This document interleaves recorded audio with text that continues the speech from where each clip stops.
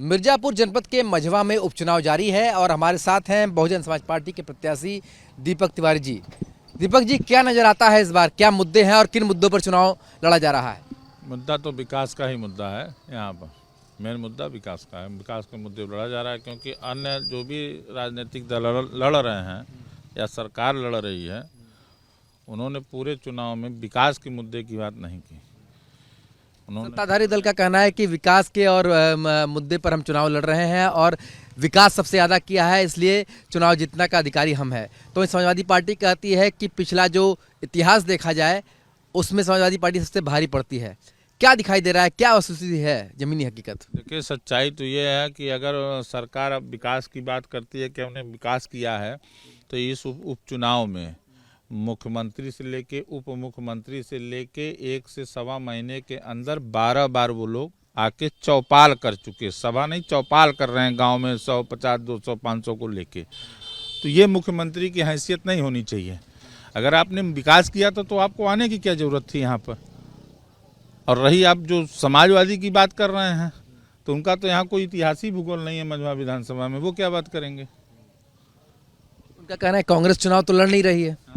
तो ऐसे में उसका भी असर जो है वो समाजवादी पार्टी को मिलेगा, और ज्योति बिंद जो चुनाव लड़ रही हैं, उनके पिता विधायक रहे हैं, उसका भी असर मिलेगा। हाँ, तो असर तो हो ही रहा है। वो लड़ रहे हैं, वो जनता दे रही है। 15 साल जो झेली है उसी का असर दिखा रही है जनता उनको।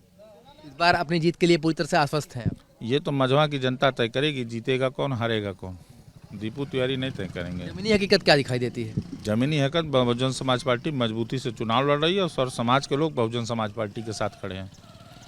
तो बसपा के जो प्रत्याशी हैं दीपक तिवारी दीपू का साफ तौर पर कहना है कि इतने दिनों में जो कुछ भी हुआ है वो जनता समझ चुकी है और ऐसे में बहुजन समाज पार्टी पर ही विश्वास जताने वाली है।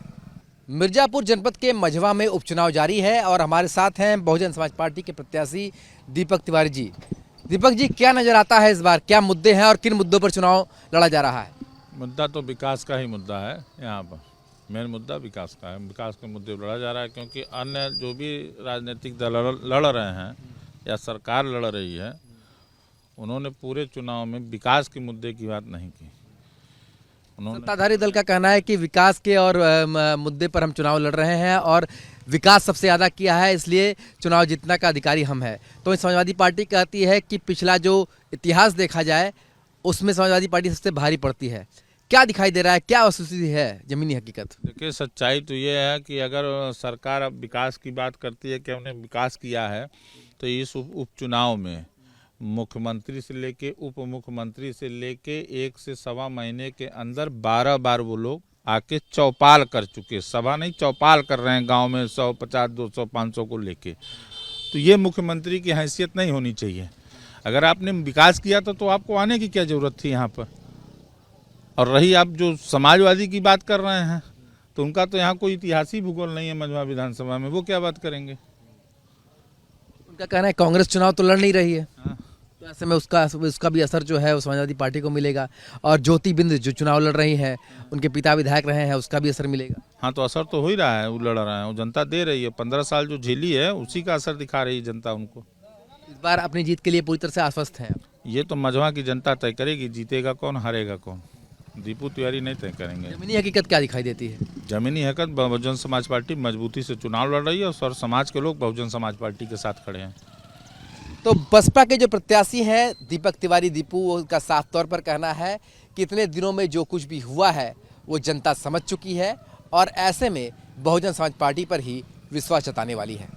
वीडियो जर्नलिस्ट शिवम मिश्रा के साथ Sushant Mukherjee, news state, Mirzapur. News nation अब व्हाट्सएप पर खबरों की ताजा अपडेट के लिए न्यूज नेशन के इस QR कोड को स्कैन करें।